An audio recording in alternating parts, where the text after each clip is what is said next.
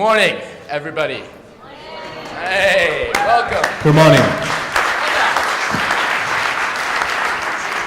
You know it's a good day when you just clap when someone says good morning, right? Cool. Well, welcome. My name's Joe McCanta. It's a pleasure to have you all here for this little chat of ours. We're calling this All the Bars a Stage, and I'm going to first introduce you to kind of the panel, and then we'll talk through what we'll be chatting about today and why.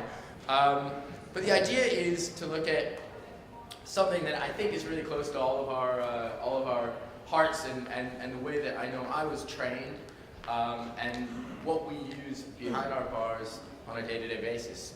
But first, like I said, we'll introduce you, starting with this guy in the middle.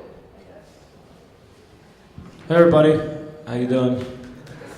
Thanks for coming. It's nice to see a lot of faces from all over the world. It's really humbling, so thank you. My name is Steve Schneider from Employees Only, and I'm looking forward to just talking about kind of what I do every day, and hopefully it helps you all.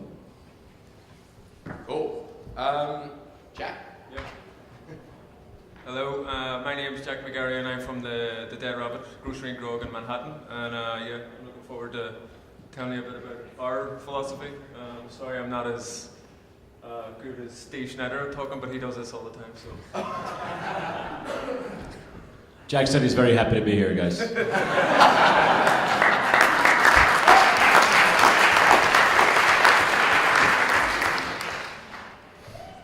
We just got a woo for Julio.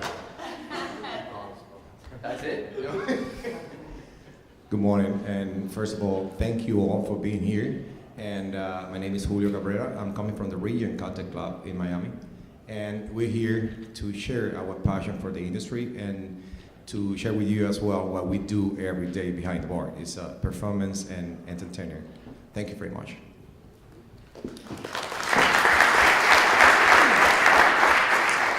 And I'm Joe, as I said. I'm the global ambassador for Grey Goose.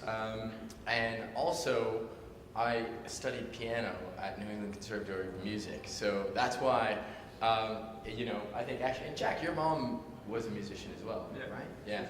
And so, and I know Julio's got a lot of music in his blood. And Steve, you got some musical. My father used to play the flute. Okay, here we go. He jumped out of his dorm room in college to avoid being drafted in Vietnam. He broke both his legs. It's flute. It's not exactly like it's bagpipes, but anyway. He was a hippie, I'll tell you that much. So anyways, yeah, this talk, by the way, first off, I wanted to thank Tales of the Cocktail, and also thank our sponsors, which is Bacardi, for helping us put this on. And also thanking Mike and Scott and all the team here. These guys are working really hard, and they're going to be making some amazing drinks for us a little bit later on too. So, why are we talking about performance? Well, other than the fact that, like I said, we all have this kind of in our blood, I just thought it was an interesting topic to cover because it's one that's kind of in the back of your mind every time you go to a fantastic bar or have an amazing gastronomic experience, food or beverage. But nobody actually calls out, that's what happened. And when we were all talking about this, the idea was that we're not in the drinks business, but we're in the experience business. And what I mean by that, and I'll let you guys chat on that too, but when you go and have a fantastic overall, experience behind a bar, or not behind a bar, in front of a bar, you don't remember what you had to drink. You might say they were great drinks. You don't necessarily even remember, all the time the bartender. But what you do remember, and what you'll never forget, is the experience that gave you and how you felt. In fact, that's a quote from, I'm forgetting the name, it's one that I was taught a while ago, which is, you might not remember people's names, you might not remember, what they did, but you'll never forget how it made you feel. And that's kind of what we do behind the bar. And I know you were talking about this as well. It wasn't Tony C, I don't think. It was Maya Angelou, actually. It was Giuseppe Gonzalez, I think. Giuseppe, yeah. I think a lot of people riffed that off. Giuseppe Gonzalez as well. Do you know, I always get Maya Angelou and Tony Canigliaro confused, because I don't know why, but there's something, I think they both won Pulitzer. No, Tony Conigliaro he gave a seminar about that. Ah, okay, sorry. Tony Clinical, you know, it's one of his seminars is about how to affect the palate when, you know, when you see something behind the bar, how that affects your palate in the cocktail. Absolutely. So you can have average cocktail, and probably you can taste it really good, and probably it's not, because it's what you saw behind the bar, why the cocktail was prepared. Yeah. So how affects the palate, all the little things that you see behind the bar. Exactly, and you know, every single one of your bars that I've been to, that's what I experienced, and I know every bar that I've worked in, that's what I've tried to leave behind for the guests. And the funny thing with that is it benefits your bottom line. So for all of you who are bartenders, bar owners, you know, I can think of going into Artesian at the Langham, for instance. Nobody ever remembers paying a bill at Artesian. You know, no one's counted the drinks. You go in, you're whisked away into this other world, and you leave and you've had a great time, and the next day you kind of look down at your receipt. And that's a good thing, you know, because the last thing that should be on your mind when you're leaving a great bar is what you paid and how much each drink is. So that's a little bit about what we're going to chat through today. And I wanted to start off by looking at the idea of entertainment. And this is from, you know, Webster's dictionary. If you look at the very last thing that entertainment is defined as, it's the action of receiving a guest or guests and providing them with food and drink. That's pretty powerful. That means that's what we do every single day behind the bar, directly correlates with entertainment. And it's actually, and I'll be interested to see what you guys think, but it's something that we went through a period of time, maybe 5 years ago, where that was probably the last thing on a bartender's mind. You'd walk into a bar and he would be thinking about how his homemade bitters was doing in the back, and he was thinking about if his, you know, mustache was waxed perfectly. And the last thing on his mind would be serving a guest, you know, food or drink. And that's kind of sad. Thankfully, and thanks to these gentlemen as well, and a lot of other fantastic bartenders, we've come full circle, and now we're back where the guest is coming first. But I wanted to ask you guys to kick it off as well, and maybe around what words would you use to define bartending? And maybe starting with you.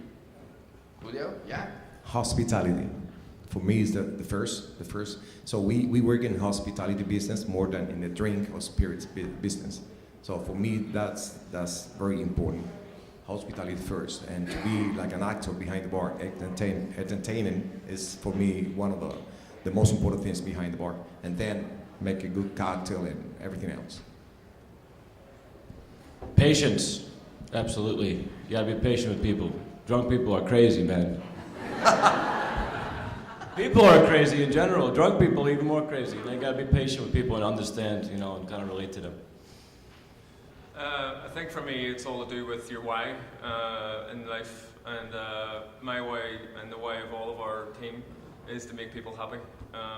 And I think if you want to make people happy, you go above and beyond to create great drinks, to create a great bar, to create a great ambience, and that's what we do each and every single day. We come into the bar, and that's my thing. It's making people feel good, and that's what a bar is all about. Yeah, and for me, I was trained. You know, when I was studying, I used to bartend in New York, and what I was trained is we're not bartenders, we're people tenders. You know, and the drink is probably it's part of that overall experience, but it's not the experience. So, and hopefully that's what you guys would use to define a bartender as well, which is probably a lot different than what people think of when you first say the word bartending. So, and that idea of serving people and entertaining people goes back quite some time. I'm not sure if people realize this, but there was a time where everyone just sat around and did nothing, and, you know, hunted and gathered, and maybe cooked some meat every now and then. And at one point, usually around the 1st century, somebody decided, hey, I want to perform, I want to interact with people in a stage-like setting. Really, the 4th century and 5th century was when it started coming into play through the Greeks and the Romans, who I'm sure if you guys have read a little bit, you know about the development of actually putting on a play. But you could kind of see this interaction between, oh, now there's an audience and there's a performer. And that was the first time we've ever seen that. If you move forward in the medieval age, I think you could talk about religion as a type of performance. You know, people gathering together and this idea of a liturgical kind of communion of people. And definitely in Asia, the kind of idea of ceremony. So, and this still continues to this day. Tea ceremonies, if you've ever sat through, is one of the most fantastic experiences of watching somebody do something in a ritualistic way. And that's something that you see probably behind some of the best bars and some of the best bartenders, that idea of ritual and ceremony too. And it wasn't until the 16th century that the idea of performance was actually codified, and I would call out Shakespeare as being the true person, you know, late 1500s to 1610, who actually put down to paper, this is what interacting with an audience is. And a lot of people don't know this, but he was a partner, he was a partner in the Globe Theatre. So he actually created his own stage. He was an actor himself, so he acted in his own plays. And he wrote down all of these kinds of ideas between how the audience, the actor, and the use of their stage would interact. And that today is probably the foundation of modern performance. But then we get to 1860s, so about 200 years later, when we start seeing performance hitting, in many ways, our world, which is the world of being behind the bar. And I think everybody knows Jerry Thomas. In many ways, Jerry Thomas would have to be the single best performer of that time, for a lot of reasons. He was a Renaissance man, he traveled the world, he never stayed in one place too long, and he also was the first person to write down what was happening behind the bar, and actually codifying recipes. A lot of that is probably what we know, but probably what we don't know is he was a really Renaissance man who was obsessed with performance, both inside and outside of the bar. He owned a music hall in New York where many top minstrel performers performed. So basically he had this music hall where people could come in and workshop and riff and try to get their performance correct. And there was a very famous, probably the most celebrated of performers of that day, named Lou Dockstetter, who began his career thanks to Jerry Thomas. He also sponsored the very first public exhibition of Thomas Nast cartoons. Thomas Nast went on to illustrate for all of the top news kind of venues and newspapers, and a lot of his stuff is up in, you know, the Natural History Museum, and sorry, not the Natural History, the Museum of Modern Art, the New York Museum. And my other favorite thing is that Jerry Thomas was one of the largest collectors in the world of gourds. That's a gourd. Do you know what a gourd? That's a gourd. It's like a big yam, isn't it? Squash. Someone say squash. Yeah. Wow. What he did with said gourd, I have no idea. In fact, I'm calling it right now. Jerry Thomas invented mate. He went to South America, and I'm just gonna start making things up. But anyway. Next we get on to Harry Johnson, and actually, Julio, you were gonna share a little bit about Harry, your man. Yeah, Harry Johnson was, for me, was one of the first flair bartenders in the United States, probably in the world. He was trying to perform behind the bar in a different way to the other bartenders. So he was serving the drinks in that way that a lot of flair bartenders actually they does now. So I think Harry Johnson was ahead of time, and was at that time, he claimed himself one of the first U.S. champion in competition, but it doesn't prove any. We don't have any proof about it. Yeah, he said he was in a championship, bartending championship, cocktail championship with Jerry Thomas, but probably it's not true. But what is really true is that he was one of the first people to incorporate some element of flair element behind the bar, serving drinks like you can see in his book. Yeah, he was one of the first one, and at that time was really rare to see that behind the bar. So he was one of the first flair bartenders as well. Probably you can say a little bit more about how flair or how incorporating a little bit of flair behind the bar enhance the guest experience? Well, absolutely. I came from a minor flair background. I've been bartending for about 13 years now. I say I have 13 years worth of 1 year's experience flair. So I learned one thing and I just kept doing it for 13 years. But no, absolutely. You could tell doing just simple things, a little tin spin here and there, and turns people's heads. And you guys know, I'm sure everybody here has spun a tin on their hand. And it's little simple stuff like that that the average person doesn't do. It could really, elevate their experience, which is what we are trying to do here. Try not to be, just another bar.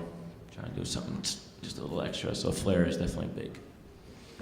My flair career started and ended when I was 15, and I tried to flip a bottle and put the 50-inch TV screen through. I stopped it there, but when I first started out bartending, my background is that my mum is an actress, so I was used to seeing her put on a show. But when I first started out, there's two different styles of bartenders I see today.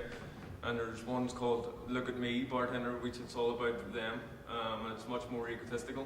And there's a Look at You bartender, who is all about you and all about the room. And when I first came to New York, there was no better example of a Look at You bartender than Doug Quinn. His eyes were on the room. He was thinking of everybody, and that's when I really I seen what he was doing and took my bartending game to the next level, because in the Merchant and Milk and Honey, it was like I was an ice well bartender. I was constantly looking down. But the key element of being a great bartender is seeing the room, seeing everything that happens in the room, and catering to all your guests' needs. So. Yeah, and you just reminded me, like, the first time I ever went to London, which is where I live now, I had like a little scrawled up piece of paper of bars I had to see, and the first one was Montgomery Place, which I don't know if anyone's ever been able to visit, but phenomenal bar. Just closed down, actually, a few weeks ago, sadly. And I had this whole list of places, and I sat down at Montgomery Place, and there was this little Italian bartender, and it was freaking packed, man. I mean, this is a tiny bar, and there was probably 50 people all standing around this, and this little Italian guy's just like nailing out drinks, like again and again. And I mean, I had 3 other bars I was gonna go to. I stayed there all night just to watch it because I was just floored. And that was Ago Peroni. And the moment I walked in, he grabbed my eyes, he said, "Hey, what's up?" And he had probably 18 drinks in front of him that he was working on, but he still managed to like flip me a menu and make eye contact. And engagement, which we'll see, is a really important part of the performer through all different mediums, and that's one that's super important for us. And also, it's engaging to watch somebody move in such a certain way. If you're looking up, you got to think this is the 1880s that Johnson and Jerry Thomas were making their drinks. This is when it was the responsibility of everyone that was a performer to gain the attention of the audience through what they were doing. So use of fire, use of movement, coming up with amazing kind of ensembles and outfits and names for yourself. This is all part of the character that they were building. And I think it's quite important. And then we get into Tiki culture. And for me, that's, well, actually, Julio, you probably talk a little bit more to Tiki as well, since that's you in the chair. Isn't it? Not that much. Okay. I'm not that old. No, but it just, it looks so suave. No, I mean, the development of Tiki drinks and Tiki culture was, we went through this period of of really taking the bartender seriously, to the 20s, post-prohibition, kind of coming back and having a bit of fun. And Tiki was all about creating a set and a world in the bar, and it still is today. If you go to some of the finest Tiki bars, you walk into a different place. You could be in the middle of, Chicago and walk into a Tiki bar and feel like you're in the warmest climate around. And I think that's what both the drinks, but also the whole culture around, vessel. Like a Tiki, it's the only set of all its own kind of vessels to serve from. Well, it's about escapism kind of thing. That's the Absolutely. word that they kind of use just to kind of put yourself somewhere else. Yeah.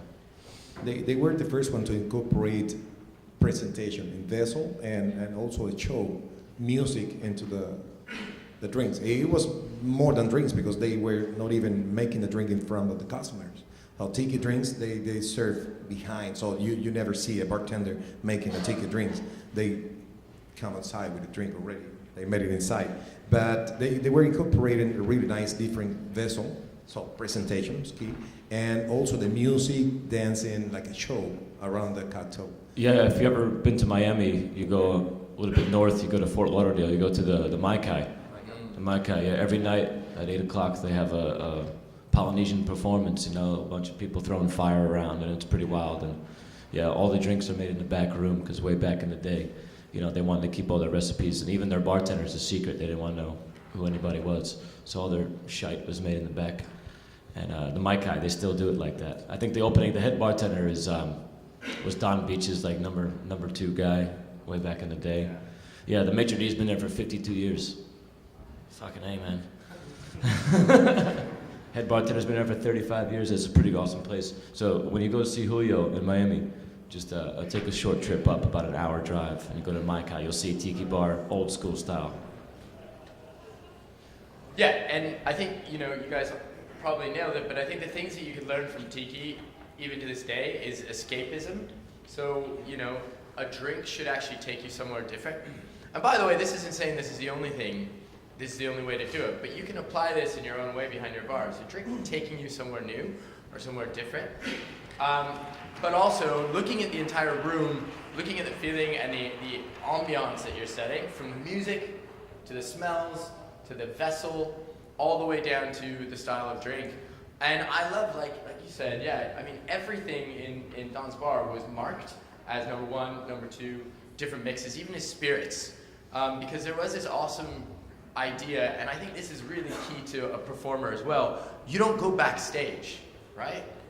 You know, you don't, when you go to see an amazing play, or you know, if you go see a great musician, you're not invited to like go kind of see all the inner workings that are happening behind. No. You stand there, you sit in your seat, and you see what we want you to see. And I'm not saying that's the proper way per se, but it's something to consider when you're with your guests, because that creates this idea of mystery. And I think performance, for me, has always been about mystery. You want to put something on, you want to showcase as best you can what you're doing for the guest, but you don't want them to know what you've gone through to get there. And I think that's a really key point as well. And just to cover, I think one of the most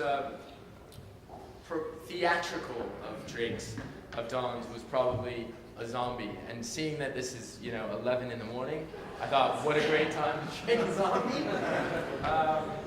So hopefully you agree.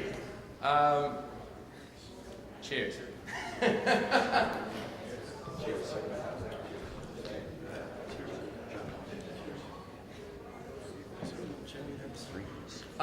Interesting thing about this drink. Salud.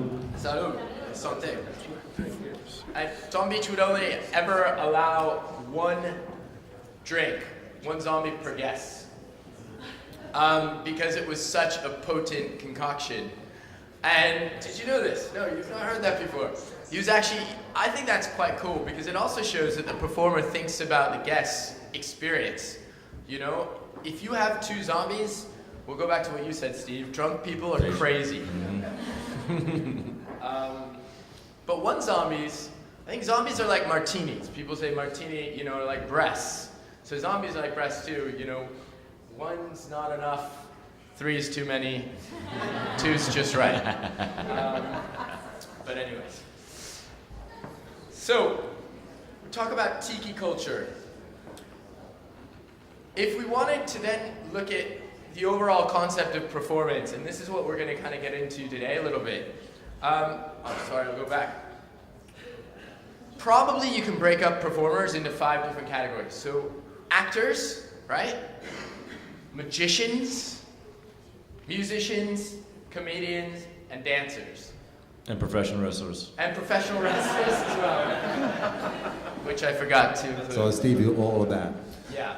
A professional wrestler kind of is three of those at once, like an actor, comedian, dancer. Fair enough.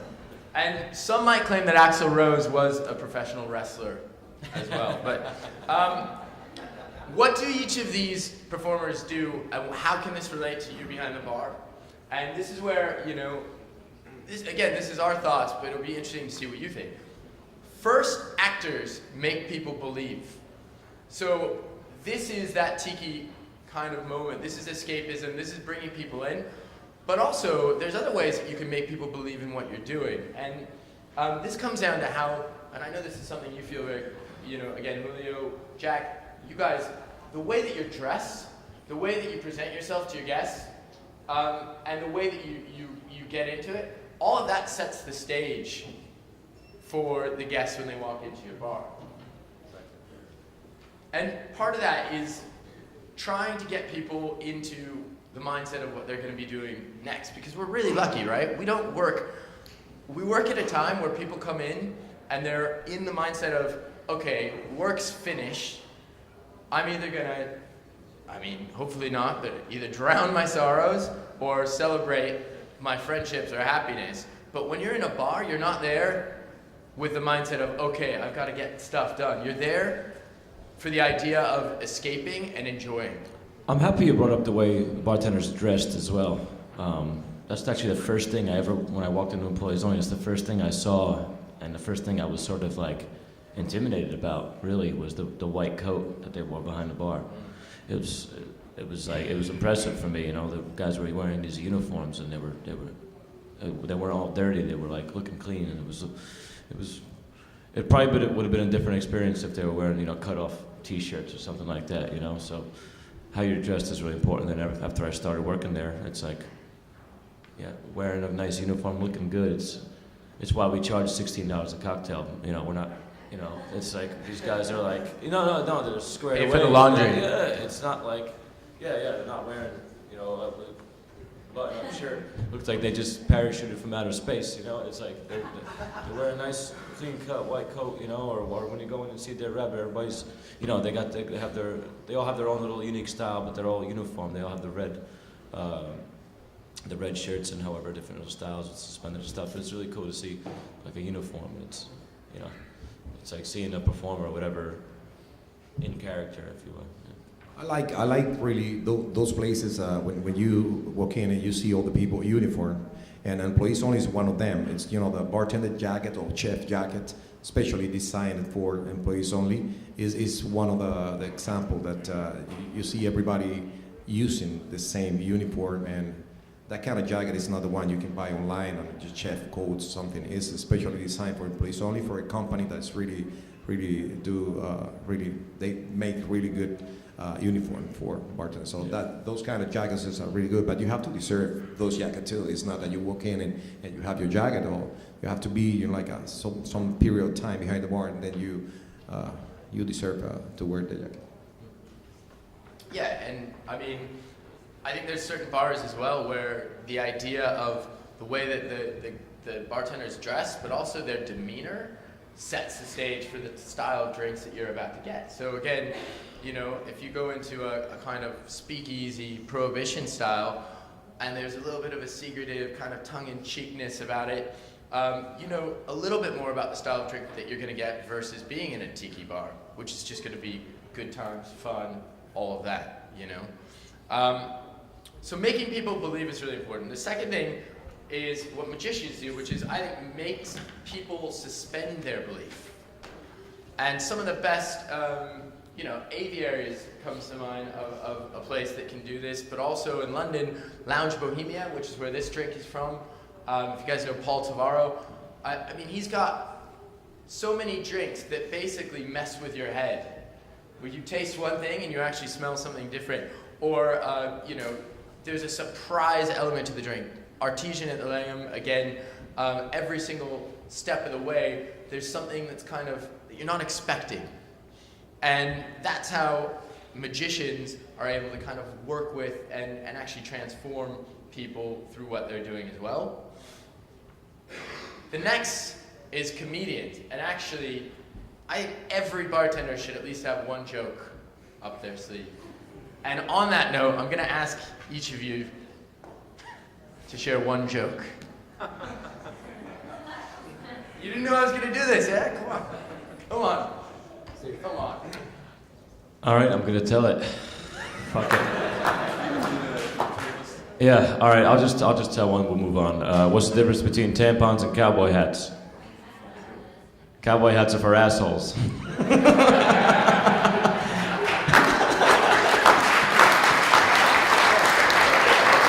Never say that to somebody from Texas or somebody wearing a cowboy hat, or you could replace cowboy hat with anything, really, you know. That's just the first time I heard it was cowboy hat, so that's what I say, yeah. Oof, I'm freaking red now, yeah. How do you follow that one there, Jack? Julio? I'm so happy I got it on camera, too. Not in English. All right, fair enough. I've been with my nephews and niece, and I told them this one, which is nice and clean. What's the snail say on the back of a turtle? Whee! But actually, someone who's better. So I'm It's anxious probably to get this going show, here right? into my George usual Carlin. subjects, my little potpourri. I was a little bit late, so I'm sorry if I upset anybody here. I had an unusual incident in traffic. I either ran over a sheep or I ran over a small man wearing a sheepskin coat.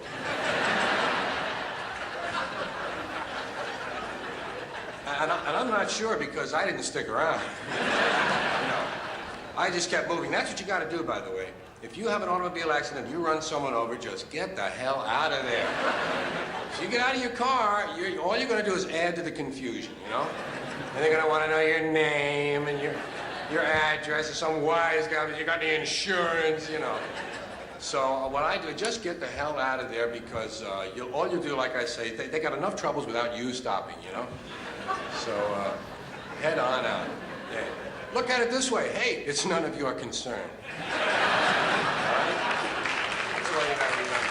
That's right. You mind your own business in life, and you'll be okay. Which brings me, it gets me philosophical. The wisest man I ever met once told me something that I never forgot.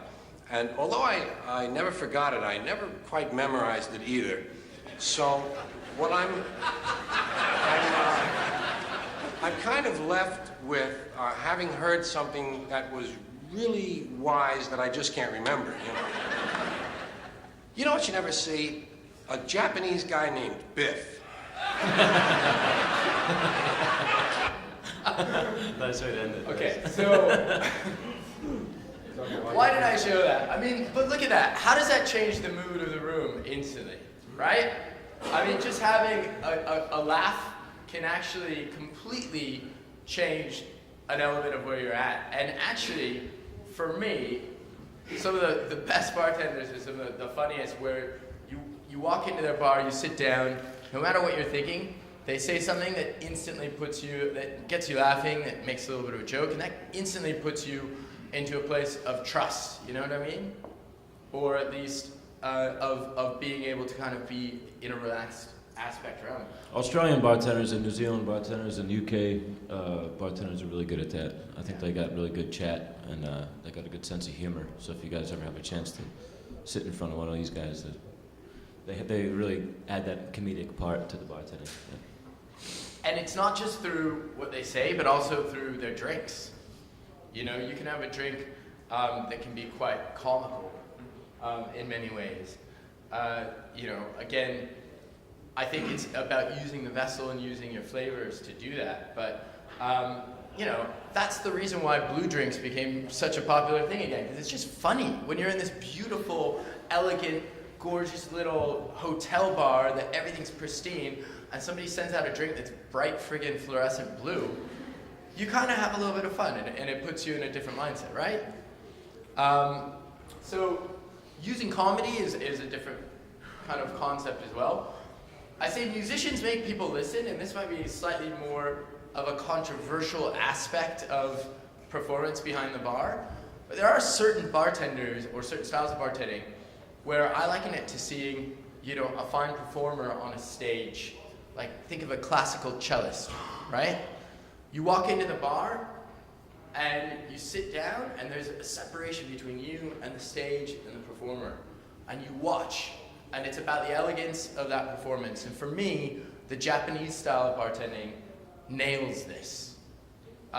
It's not about, hey, how you doing? Hey, what's going on? You know, like I am when I'm behind a bar. It's about, you're coming to watch, and this is a ceremony. And every single thing I pick up, everything I do, how I strain, I'm putting my heart and soul into these actions. And you can interact by watching this, but I'm not going to go out of my way to be something that I'm not, just to engage with you. Ueno-san, this was just a few weeks ago, or about a month ago, I was in Japan. I had one of the most amazing experiences. And I'm not sure if you know, but it's just this calm, beautiful, you know, experience of just being in a different world. And also, that's a way of transporting people.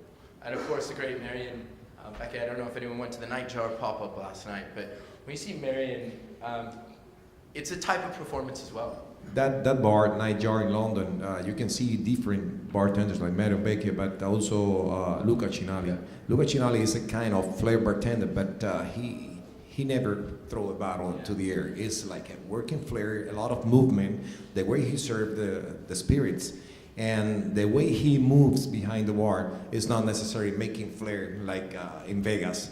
So it's different kind of flair. The flair that these people makes and in employees only is a different kind of flair too. So Well, what exactly is flair, really? Yeah.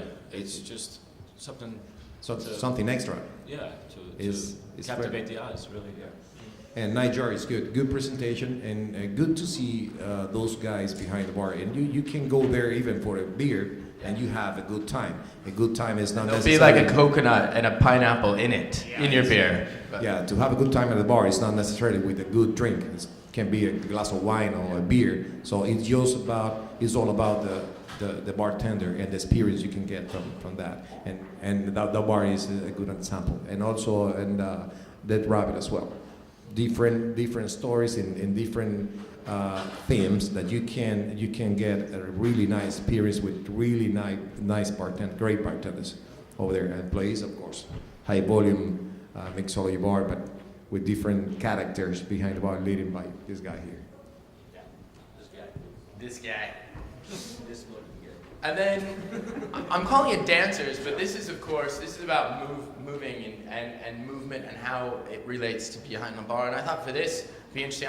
Has anyone seen this before? This is a, yeah, okay, so watch this. This is a guy in Thailand who is making coffee, so boiling hot beverage.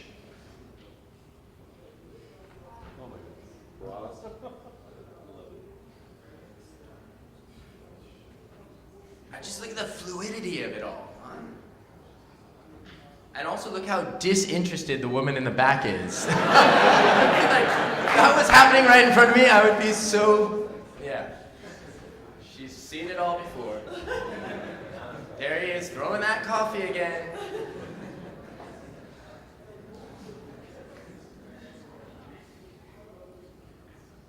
Okay, but that's captivating, right? Like, I mean, you just want to watch. And this is the same, you know, watching someone making a blue blazer, you know, flaming beverage. There's something about the danger of it all, but there's also something about a sense of complete mastery of watching somebody who has intent and purpose.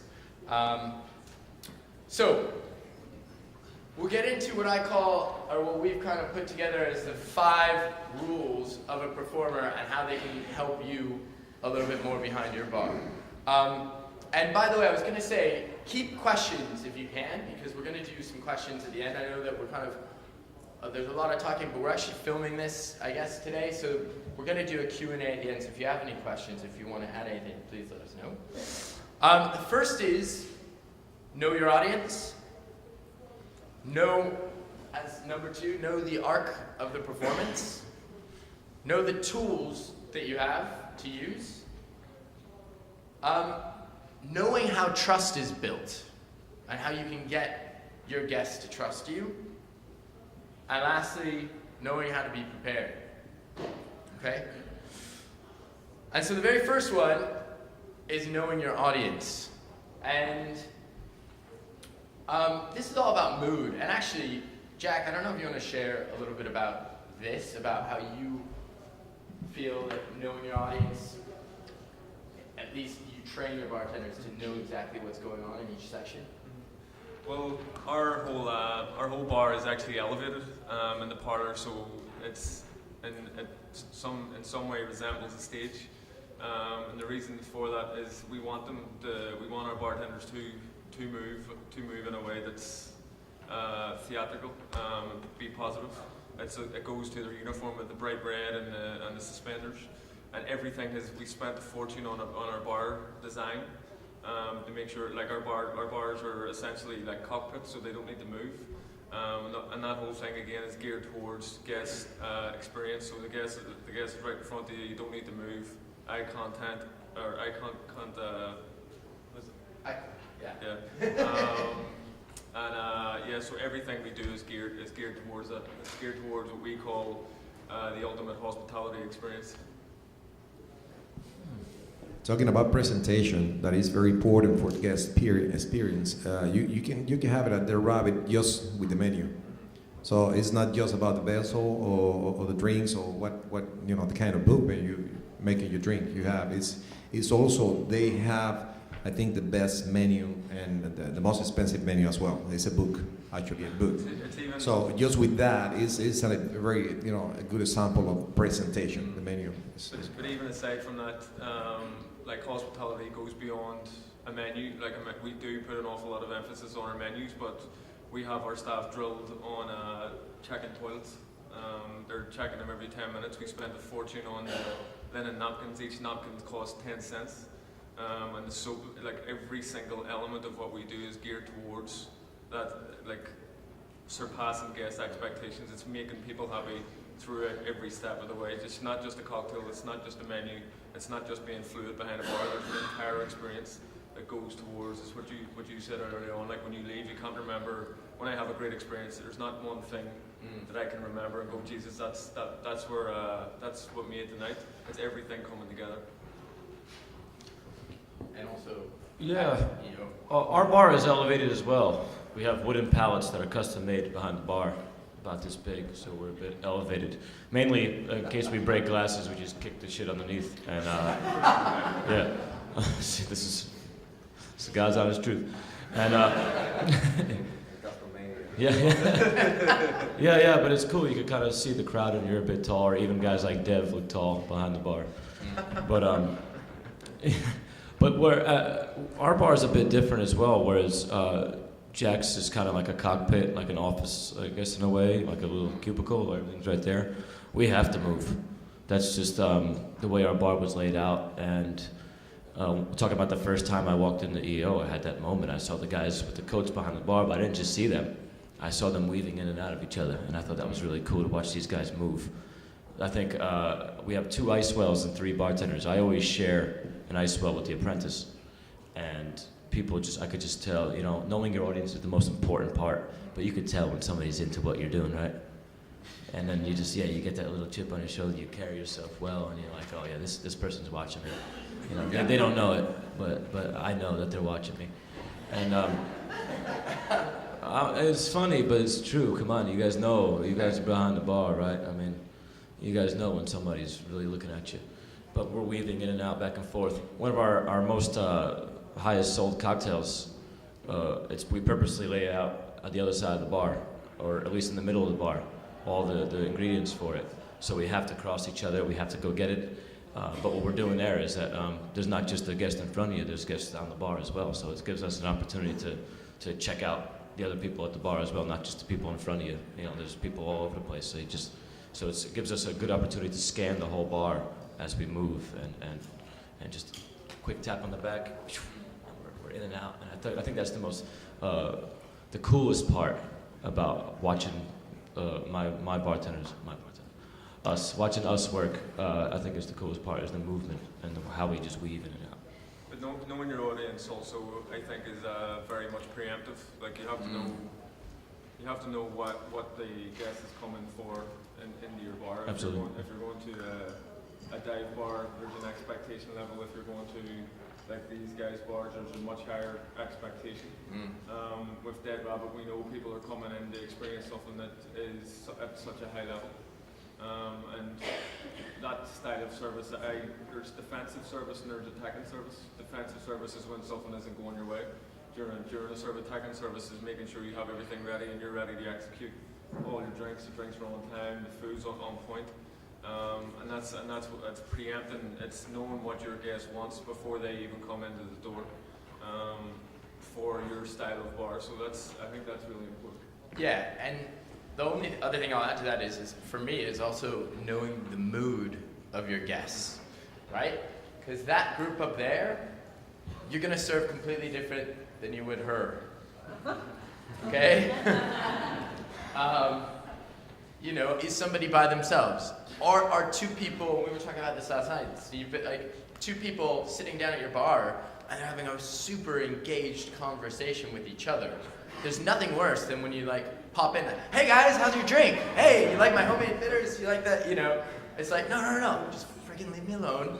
Give me 2 nice cocktails and let that happen.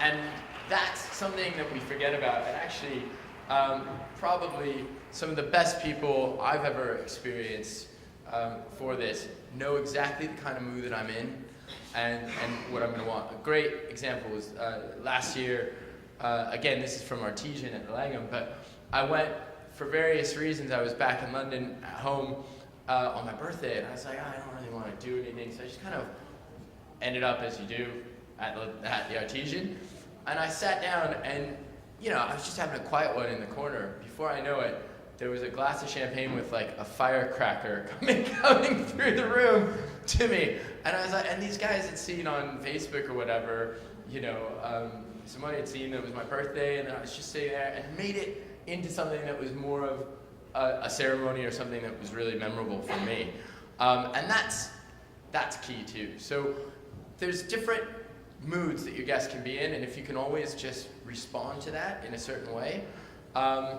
you know, that's the way that you can know that you're actually serving them rather than just serving yourself. So, and on that note, Jack, I'll hand it over to you, but we did a few films of these guys making drinks. Yeah, so my style is based on theatricality and fluid movement, so I would call it like new Japanese. The first bartender I seen that blew me away was Marion Beckley. And this is my type of style, and the way we set up our bartender chair again, as Steve said, is that there's a cockpit, so everything is centralized and it's just quick fluid movement. And yeah, the bright red shirt, you can't really hide from it, so that's basically what it's all about. And as Steve said before, the tin spin. Yeah. So yeah, that's basically my style, and always constantly looking up. And the point of the Dead Rabbit, like the point station, is literally 3 feet away from the entrance. So every single person that walks in is greeted like eye contact, like hello, how's it going, or goodbye when they're leaving. So that's what it's all about. And obviously, particularly for New Yorkers, people don't want to wait for cocktails, so we have a timing system in place that the average wait is no longer than 7 minutes, and the longest wait, if it goes beyond 10 minutes, you get a complimentary glass of sparkling wine or beer, because you can't. I think as soon as you walk into the bar, you should have a cocktail in your hand, no later than 10 minutes. Because that's just the way we feel about it. That's cool. I even like the way you use your mesh strainer. How you sort of jiggle it around like that, and it's just the little things like that I'm like, that was cool. Even if like if you just do that for a second, then you got them. You got the people. If they anything, if they take their attention to whatever the hell they're doing, if you take it, boom, you just gave them some kind of experience, you know. And also, when you're talking about having a drink in the hand, you know, you guys do those the compliment when they sit down, you give them a bit of little punch and stuff, which is really cool. Adding to the hey, something bigger and better is, you know, or something bigger is coming, you know. So like when you sit at the Dead Rabbit, you know, you get the menu and they give you a little teacup of whatever the daily punch is, and I think that's a brilliant idea. Sort of just it's really hospitable. Hey, welcome to my place. Have something, you know. Yeah, so. It's an amuse-bouche, you know. It's like it prepares. Yeah. That was the word I was looking for. I just didn't know how to pronounce it correctly. And Steve, you want to chat through Yeah, look at this ugly guy here. What you want to be doing? All right, smile on the face, boom. Cheesy ass smile, it's okay, people like that stuff. Put down the glass, EO, we have an EO logo on the glass, it's facing the guest so they can look at that. Put the glass right in front of the guest instead of on your little what have you, because it's like, holy shit, my drink is coming, he's making my drink, it's for me. Obviously, our glass high to the eye, you can see the whole crowd as you're pouring. You keep making eye contact with guests as you do it. Taste every single drink you make. Wake. Taste every drink you make, little tin spin, pop it. Smiling, scanning the bar right now as you're shaking, chit-chatting. You're multitasking, that's basically our whole bartending style is multitasking right now. Calculating prices, you name it, that's what we're doing right now. Thinking of making some terrible jokes right now. Thank God they took the sound off of this one. I see, look it up. Once you find that you've made it inside the glass, then you can look up at the guest and engage in them because you have a few seconds while the drink is pouring. This is the tin I like to use. It doesn't have one of those thick bases. It's a cheap-ass tin, but I love using it because that cold draft ice clanks. Clanging and banging, back and forth, and it's just so freaking loud, and it's just awesome percussion, I guess, to this little musical that we're making called Cocktails.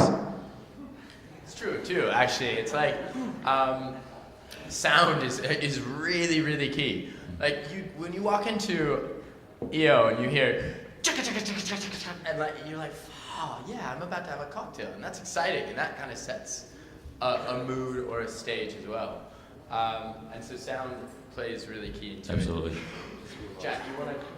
Yeah, I've got one other drink. Following on from sound, I used to work at Milk and Honey, and the owner of Milk and Honey was Jonathan Downey, and he was all about sound. He would have penalised you for making any type of clinking bottles. All he wanted to hear was shaking and stirring, and that's something that we obviously take very very serious in our bar. All our speed rails are lined with rubber, so that you don't hear the bottle going in. All you literally are hearing is shaking and stirring, and that's what's going on here. So this is me making a Grey Goose martini.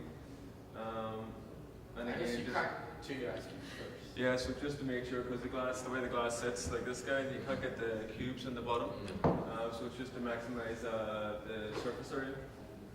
So yeah, so this is. How do you do? Are you spinning it, or are you just sort of jerking the jigger around? You're spinning it. Yeah, that's cool. So it's all meant to look attractive. It's basically when I'm behind a bar, I like to dance. I don't like to stand still. And again, that's radiating that kind of positive energy throughout the whole room. I think a bartender sets a tone for a bar. And if you come in and you're negative, or you're hungover, or you've like had a bad day, and you come behind the bar with that mindset, the rest of the room's going to feel it. Awesome. And do you know what? The word that comes to mind too is every single movement is with intent. Yeah. There's not a wasted moment. There's not a wasted like millisecond. Yeah. And for me, if I'm watching that, I'm like, this guy knows exactly what he's doing, and that puts you in a sense of trust as well. Whereas if you see, you get behind the bar and you see a bartender and he's kind of just like spilling a little bit and not quite sure, and he sets a drink down and he forgets, and then he walks over, and then all of a sudden you're like, whoa, am I in the presence of greatness, or I'm not so sure. And that, I've never been more sure that that's going to be a delicious drink, because of the intent of every single step of what you did. So, and Steve, we've got one. Cheesy smile, bring it back. All right, as you can see, just look at my posture as well, man. You gotta stand up straight and act like you're the boss of that fucking bar, People, especially in New York and in Miami, geez, they'll eat you alive if they think you're under pressure, If you make them seem like you're under pressure, they'll eat you alive, these people. But you see the garnish is sitting there waiting, they're like, what the hell is this mint doing there? What am I gonna do with this mint? Once again, the EO's facing me. As I pour though, boom, I dial in. And as soon as I'm done pouring, boom, then I look at you. I look at you. I keep looking at you. I'm constantly freaking looking at what you need. I'm just so serious. This is the first. Has anyone ever made a sale behind the bar before? Has anyone ever gotten laid before? The first step is always eye contact. It's always to look at somebody. The first step in anything in life is to look at somebody and say, "What the hell do you need?" You know, and that's the truth.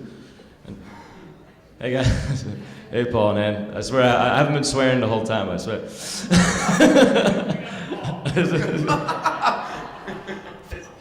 But yeah, but Red light went off. But look, I mean, you could tell this I guy. love This that. guy is in charge You of the top bar, off man. the rest of the cocktail in the drink. Yes, there is 1/16 of an ounce that's left in the bottom of your shite.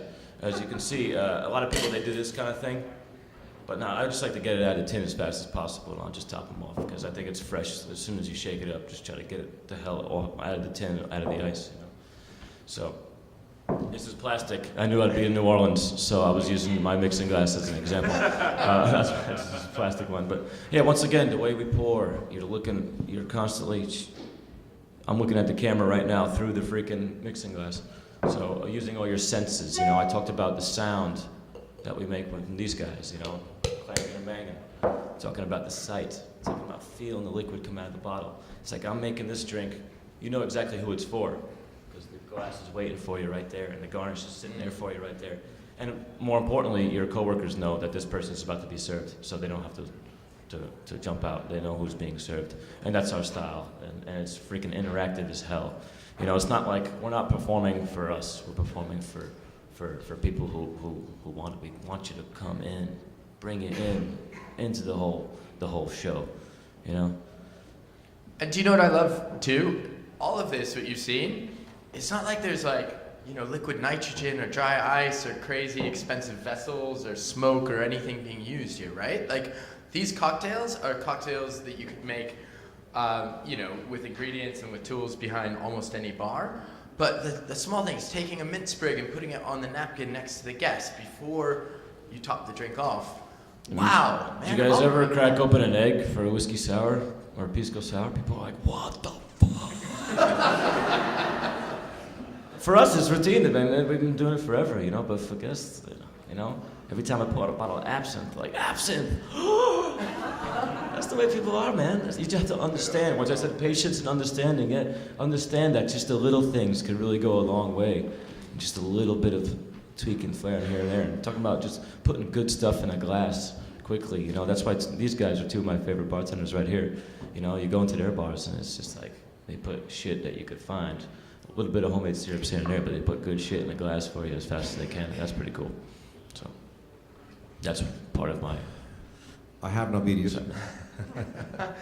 No videos of me. No, but I can say, yeah. In different ways, we represent a little bit about performance behind the bar. At the Region Cocktail Club, the way I'm coming from, the bar I'm coming from, we more than tuxedos that we use tuxedos every night. All the bartenders, even the bar back, and different tailor-made vests.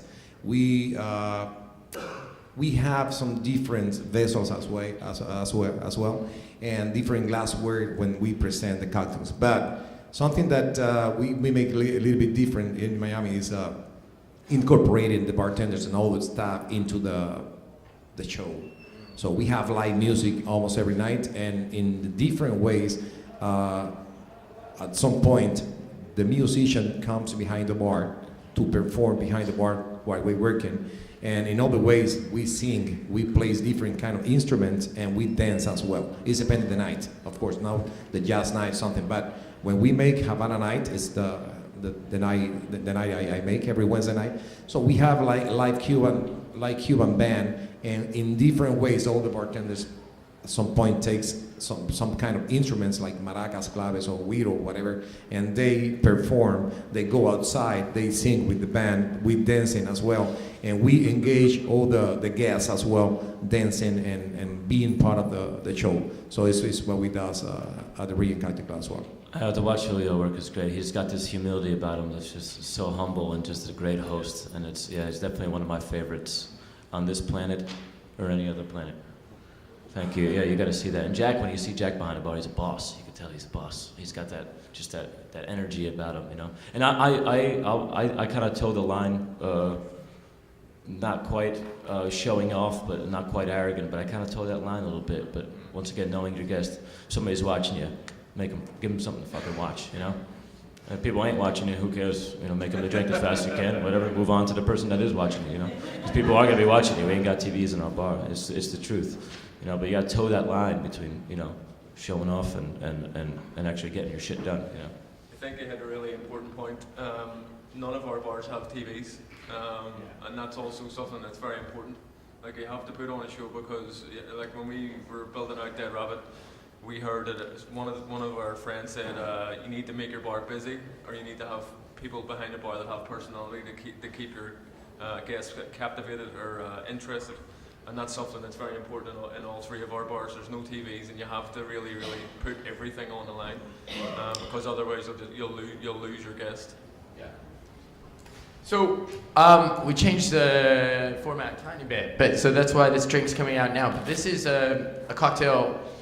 I wanted to talk about how you can set the mindset and the stage. And for me, with Grey Goose, you probably know we do a lot of events, like big events, like the Oscars and, you know, the BAFTAs and all these kind of fancy parties that we end up having to sponsor. And before I started with Grey Goose, which was 6 years ago, you typically would get drinks at these kinds of events that were just like a sour or, you know, like a raspberry caprioska type of thing, which is great. But what I wanted to do when I started is like, how do we on this level in these really, really high-end events where people don't want to think about what they're drinking, how do you still connect with them and make them think about their drink? And how do you actually get in their mind? We've got 1,000 people dressed up. And so this is a cocktail we did for an event with Elton John in London. It was in the middle of winter in London. And the theme of the event was the Côte d'Azur, France. So think of like Cannes, you know, sunny, beautiful, and Slim Aaron's like photographs. And this is a drink called a poolside martini. And I was like, how am I going to get these people to think of summer in the middle of winter? And I did 2 drinks. The first was actually just with Grey Goose, pineapple, some lime, coconut, and it was blended. And I put in an umbrella that we spritzed with an edible aroma we made of suntan lotion. So when people came in and it was middle of winter, they got this drink and it was like coconutty and pineapple, and they smelled suntan lotion. And I don't know about you, but there is nothing that makes you think of summer more than the smell of suntan lotion. And people were freaking out, quite literally, which was great. And then we turned the heat up, and then we served this drink, which was a lot more challenging, because the idea was to make something that looked like a pool, because I just thought that would be fun, because blue drinks are cool. But I wanted to, maybe they're not cool, but I just wanted to rhyme pool with cool. But what we then did is I wanted to make a drink that was still quite complex and represented the tastes of southern France. So we used Grey Goose de Citron, we used Martini Bianco, a thyme liqueur, a little bit of curacao, and actually we used asparagus eau de vie to give it that kind of, so the asparagus is that weird herbal kind of thing. And every single, and this took ages, but every single martini glass had a little rolled up white towel on it. So when you got your drink, you had your own little towel, you got the pool, and then you taste it, you're like, what is this gonna be? It's gonna be horrible, and hopefully it's not horrible. But it was actually a little bit more of a complex drink, and this was something that we did just to kind of engage with the guests. And people, by the end of those 2 drinks going around, everyone was like taking off their shirts and just like, they were there to take off their pants. They were there to party. So that's what this drink is as well. The other thing we filmed, which I thought was quite interesting, is the things that we were talking about, but you strapped a GoPro, which I think is amazing, Steve. Was it to your head or to your chest? It was to my heart, baby. To your heart.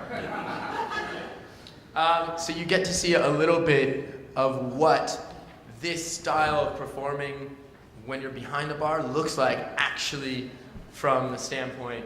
I kind of like to call this being Steve Schneider, which I aim to do every day when I wake up. You son of a bee. I'm just kidding. No, I want you really to look at this video, and I want you to see how much you can see your guests, the importance of eye contact and seeing what the hell your guests need at the time. Grey Goose and vodka. Jacob Breyer's ordering a Grey Goose and vodka. Yeah. Little bastard. All right, so now we're setting the stage now. We're setting all the props together. We're putting the EO right in front of you, so you could look at it, you could check it out. Danielle there sees it. Put your garnishes. Your coworkers, they know that your drinks are about to be served. Your guests know that their drink is coming. You bought yourself some time. You know, the first step is to give them a menu. You buy yourself some time while you're doing other shit. Boom. Then you give them the glassware. They know their drink's coming, so they're cool. Yeah, fucking. It was at noon or whatever. That's when they filmed your stuff.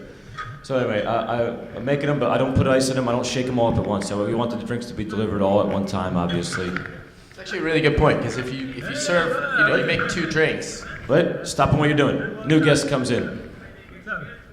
Give him a menu. Get him out of your hair. He's got a menu as soon as he came in. Boom, done. Sit down. Continue what you're doing. Stop. New guest. Stop everything you're doing. Give him a freaking menu. New let him sit there. too. Boom, and just nail him. You just bought yourself some time for that guest. You know? Yeah, I was gonna say, but making all the drinks come out at once for 4 guests is so much, like that means everyone gets the opportunity to cheers with each other and interact with each other. Whereas if you make 2 drinks, one person finishes it by the time their friend gets their drink. Right now, I mean, like, if there were people behind them, when chances are we're open, there's just loads of people, like, waves of people. I'm looking at them, I'm saying, hey man, I got you. Coming, I put a freaking cue in my head, you know? Look how much I could see my guests and see what I'm doing, you know? See the crowd, look at them. Much like, you know, have you ever been to a Broadway show and the homeboys singing to the ground? No, shit never happens, right? They always projector out to the crowd, you know? Look at the people. That is how I shake. Fucking A, man.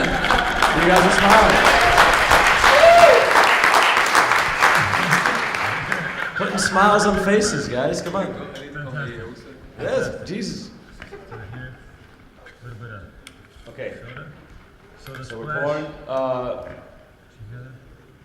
Here we go. But notice how Danielle on the left. Notice how her mint top is still there. And I tell her in a little bit. I'm like, hey, don't drink it.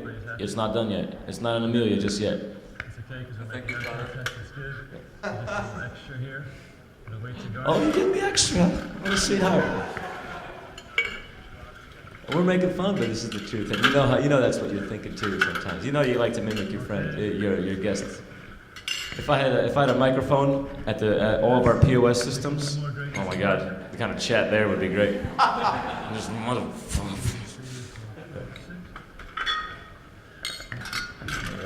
Serve the ones, you know, normally I would like to serve those first. I would serve the Grey Goose and vodkas, I would serve them first. Just because they're on ice, they could sit there for a while. But, hey, I'm human, right? No. He's coming though. He's running late. And we're chatting. We're having a conversation as I'm making their drinks, you know. They don't know that they're waiting for drinks. We're talking. Shake up his goose martini. He was the cameraman on the left. He was so happy that he had a chance to be in the video. Cameraman never gets a chance to be in the video, right? Yeah. I think it might be his big break.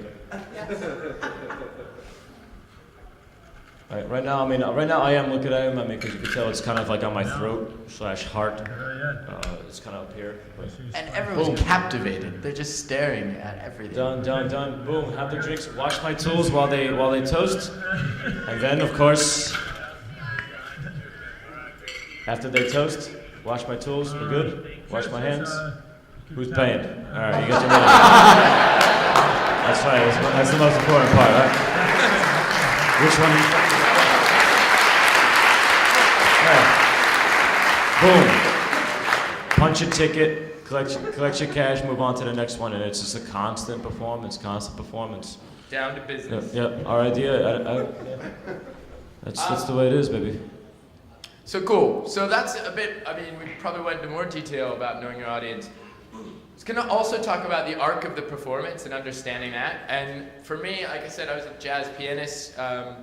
And probably the greatest performer I've ever read about or studied was Miles Davis.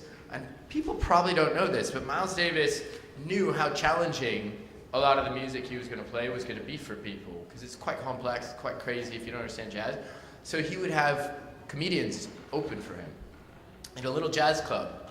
And I don't know why, but something about that, understanding the arc that your guest is going to take throughout their night is really important. And how it relates to the bar, I think, is, you know, what is the perfect trajectory of serves, right?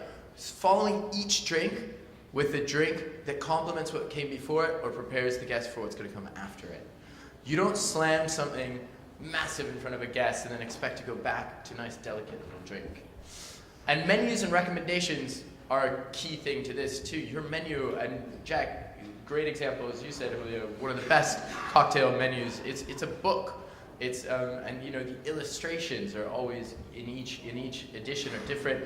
Everything about it sets a stage, and each section of the book is a drink that explains what this drink is for and what it's not for, right? Yeah. And also always leaving people wanting more. The idea that at the end of coming to a bar, you should leave having an amazing experience, but also wanting to come back, not being saturated or oversaturated.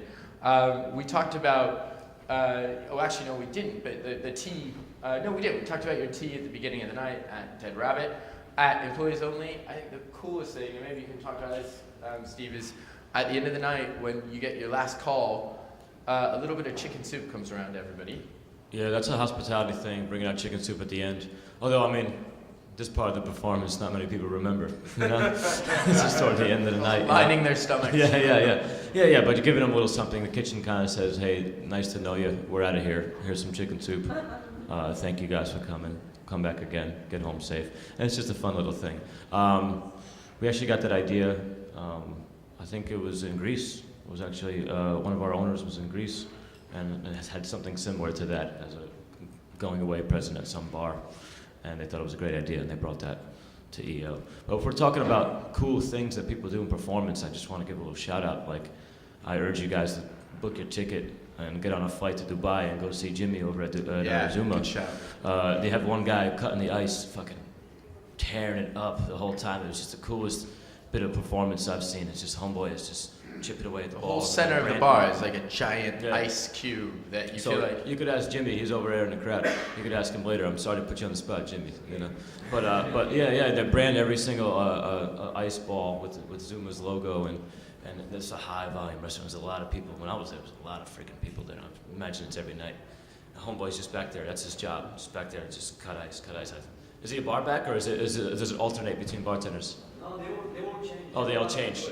Yeah, so they all changed. It's just that's the station, and I had a chance to go back there and try to do it. It was fun, but it was still cool. People were like, I mean, they don't know that they're waiting for a drink because they're looking at homeboy just fucking tearing up some ice, you know, and it's really cool. Yeah. So I just got to give you a problem. We're talking about performance. That was a great experience that I had at Jimmy's bar when it comes to performance. Something a little bit different, you know. And that's it right there. And I was going to also say that at the end of the night at Artesian, and this is, I think, illegal in other countries, definitely in the US, but they usually end up giving you a little takeaway pina colada in a coffee cup with an umbrella in it. So, like, you walk out of the bar and you still got a little something, like, I mean, come on, you know? Which is pretty important, too. Which is really cool for a place that, you know, at a hotel, like, exactly. You know, last time I was there, freaking Lady Gaga was there, you know, like, she's got some cash, you know. And it's an expensive place, what I'm trying to say. The drinks are very expensive, and to have that bit of fun, it's really, it's just sort of, it's like, what the fuck just happened to me, you know? That's the kind of idea that we try to make at Employees Only, is that, what the hell was the name of that bar? Who was that guy? Where was he from? What the hell just happened to me? I had a great time. I have no idea why. You know, it's that extra little bit of rock star to give somebody. I think also, like, knowing the tools that you have and using the tools. We talked about vessels already. The drink on the right is yours, Julio. Calle Ocho. Calle Ocho Old Fashioned is made with Bacardi 8, Tobago bitters, and Demerara syrup. It's one of the Gabe Cerrutia favorite. We used to serve, you know, those kind of cocktail in a cigar box related to the tobacco beaters and a cigar on the side. So it's one of the presentation. And again, this shows you, you know, the vessels on the left are from Aviary in Chicago, amazing bar. But the Calle Ocho, you know, you don't need to know a whole lot to get those and put those to use, those tools at your bar. So you don't have to spend a fortune to make this. You can sometimes just be super creative with what you use. I think now's a good time to bring up a bit of a hammer talk. The white hammer in the corner. We have a machine that does this, so we don't really do it at EO. I usually do it at events or like at a competition or something. But the first time I ever used this was Bacardi Legacy, way back, the very first Bacardi Legacy. And man, the judges started taking photos of me, you know, and this is, you know, their flip phone. I'm dating myself. But yeah, they were taking photos of what you're doing, and if somebody does that, they want to commit what you're doing to memory, some kind of performance kind of deal. Fuck. You got them. That's it. You've left an impression on somebody. At least, I guarantee the judges will ask Dale DeGroff about the time Steve Schneider used the hammer. I guarantee he won't remember. But you know what? That photo's in his freaking phone somewhere. So for that time being, he wanted to remember that little thing that just happened. I affected him in just a way. Should have won that damn competition. I'm just kidding. Next, and this is something we've already covered, but understanding trust and how you build trust. We have talked about this. Everything from, you know, knowing how to offer just enough but never too much, the zombie, having your perspective and sharing your perspective. So, you know, a guest comes in and they might want to know what you think about a category of spirits or a style of cocktail or even a brand. What brands do you recommend, what don't you? And also recommending drinks to the guests as well to turn them on to something that they might not have come across had you not recommended it. And then finally, last but not least, but being prepared. And, you know, every performer has to study their lines. We talked a little bit about this yesterday in our Myths of Precision masterclass, Steve, but like calibration. When you get behind the bar every single night, you know, pour a few drinks, measure yourself. Like you know, everything's gonna be changed. Again, from day in, day out, from day to day, nothing's gonna be the same. And so being prepared, and I use the example of Winston Churchill, who people think of as probably one of the greatest orators of our time, gave some of the best speeches. And people don't know this, but he was terrified of speaking, so he memorized every single speech he ever gave. But he never had it in front of him. He just had the discipline to get behind there, memorize every word, and he could give it as if it was fresh. And I think, you know, we say memorizing only to forget. That's a bit of that example as well. So, and also part of that being prepared, as you touched on, Julio, is grooming and the look that you portray behind the bar and being clean and being able to make that happen too. So. But that could also be with just information about your products, the stuff that you're serving. Just being able to throw out a few sound bites, we call them, you know, a few one-liners about a couple products, you know, and it just really, like, what is this? Oh, it's an artichoke liqueur from Italy, blah, blah, blah. And then... I think going back to... Okay, this and that. Going back to how trust is built, I was at the Danny Meyer keynote speech yesterday, and it's something that we reiterate to all our staff. It's being on the side of the guest, like accommodate. Like you're constantly there to accommodate. You're not there as a gatekeeper or as a defensive mechanism. You're there to provide an ultimate experience, and that's the key. Like trust is built. That's how trust is built. Being on the side of the guest is fundamentally important. You're not behind the bar because Steve Schneider is an amazing bartender or Julio is an amazing bartender. You're there to provide an ultimate experience, and it's key to remind yourself about that all the time. Because being a bartender, particularly nowadays, you get flown all over the world. You get paid a lot. You get paid a good bit of money if you're in that bracket. And it's easy to get distracted and lose focus of what's important. But the thing that is important is the guest that's in front of you and doing the best job every day, like day in, day out. That's what's ultimately important to building trust building your community and making sure you have a loyal following at your bar. Yeah, and trust and stuff like that, giving somebody experience. It's also, you also have to police people sometimes, and that's just the way it is. True. I'll be damned if somebody comes to my bar and has a shitty time because of the person next to them. You know what I mean? Like some guy pestering a girl, or just somebody a bit too drunk. So you have to, hospitality extends more than just, you know, taking care of one person. It's taking care of kind of everybody, making sure the whole environment is kind of safe for everybody. That's how you develop trust as well, is making people feel safe. You know, making them feel like you got their back. And that's just, I don't know if it kind of covers this presentation and such, but it's bartending stuff that I think we all need to keep that in mind. I'll be damned if people have a shit time because of the asshole next to them, you know? So if I fuck up, I'll take it. If they have a shit time because of me, Yeah. I'll take that any day of the week. But yeah, for somebody else, I don't tolerate that stuff. Just gonna see, are there any questions? Because we're kind of wrapping up here, and then sorry. Where is Jimmy's bar? Jimmy's Bar's in Dubai. It's Zuma in Dubai. Oh! It's Dubai. Yeah, it took when me he longer said, to get to New Orleans. I know, I was gonna say, you're like, hop on a plane and go see Jimmy. Like, it's not exactly a hop, skip, The and weather a jump. here is crazy, man. It's worth it. It is worth it. Probably the only place hotter than New Orleans. Yeah.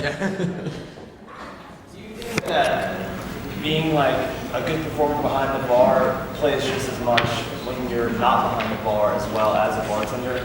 Like, do you think that plays as big a role as it is for like a musician and stuff? Like, what you do when you're not at work? Because one of my best experiences of a bar situation was actually one of your bartenders, Julio, Milan. Milan came to my bar to talk about a vodka sachet. We had a great conversation. I didn't even know the guy was a bartender. I went down to Miami, went into the region, and he was behind the bar. And it was like two different people, but still he represented himself so well in both aspects to where I trusted him the minute I saw him behind the bar because of how he represented his brand. So I mean, do you guys feel that that's the same for you guys? Like when you go out, like It's something that we definitely train all our staff on, particularly with when you're associated with a bar like a Dead Rabbit or Julio's bar, Steve's bar. You need to be aware that there's scrutiny on you at all times, and that transcends into social media, your presence on social media, your presence when you're in a bar, how you behave. Our biggest thing is respect and integrity, and it's something that we talk about to our staff all the time. And you're 100% right. It's not just your behaviour behind a bar; it's your behaviour day in, day out. And we've had conversations, like there's been some times where our staff have put up a Facebook post, and it's drove me mad. And we've had a conversation about it, but it's an all-round package, more so now than ever in the 21st century. You've got to be an all-rounder. You can't just be a great bartender and have a crap attitude and be disrespectful to people because you're going to get caught out. Yeah, and I think, I mean, you know, I worked in bars for 15, 16 years, and now I'm an ambassador full-time, you know. I think probably if they're, like, I definitely understand what that's like, because for me, all around the world, I've got a brand that I'm representing. And if I act a certain way, if I behave a certain way, it can have two different roads to go. And actually, you know, it helps me sometimes too, because I think people think, oh, a big brand, Grey Goose, oh, vodka, it's not fun, it's not interesting. And then hopefully, if I go into their bar and I actually care about what they're doing, I'm paying attention, I might know my shit a little bit, maybe not, but at least I can try, or at least I'm humble and wanting to learn my shit.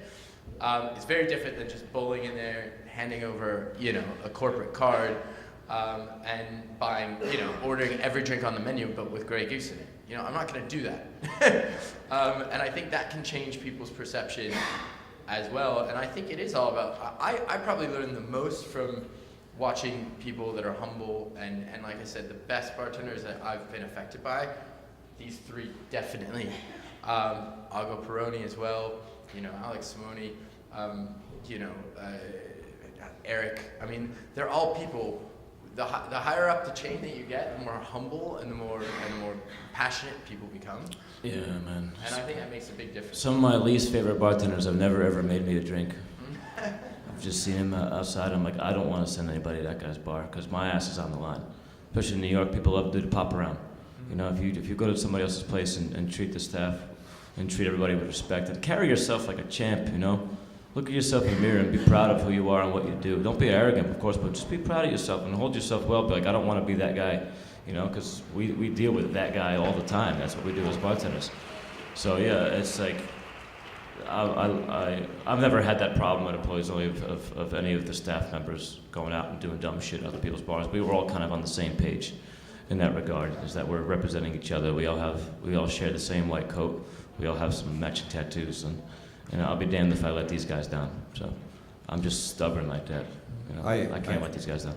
I agree with Steve and Jack. As Jack said, is we have to keep our integrity, and our staff we're prepared for that as well. So we support all the bartenders, all the clubs in Miami, all the bars, and we support them. We show up, but we always keep our integrity. I mean, myself and some other bartenders in my bar, and we are not allowed to drink anything behind the bar during the shift, not even after.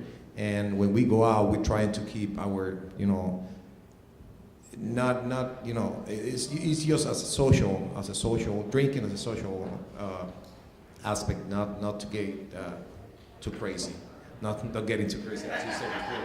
Not like him. I mean, like say before people get drunk and get crazy.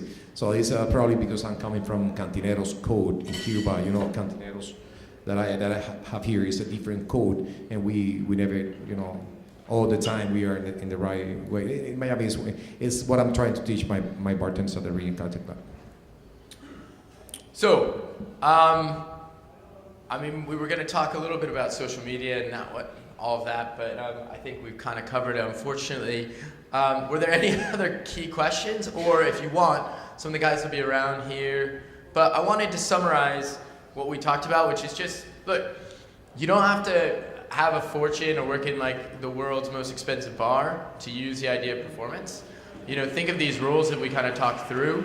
How can you apply them in your day-to-day life? Not even behind the bar, but also, especially when you step behind the bar.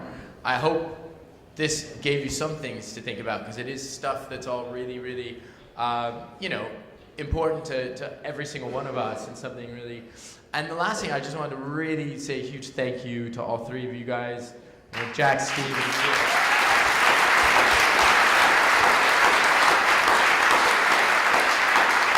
Yeah.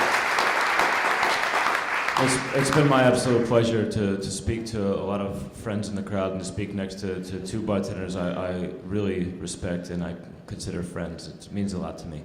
So thank you guys very much. And hey, know that everybody's watching you when you're behind the bar, so don't be picking your nose or playing with your freaking hair or something. Wash your hands and stuff too. Yeah. Words to live by. Is there any questions? Any other questions? Will you put the zombie recipe back up? Yes, yeah, definitely. Did you have was there a question back there or no? No? All right. Enjoy Tales. Thank you guys. Thank you very much.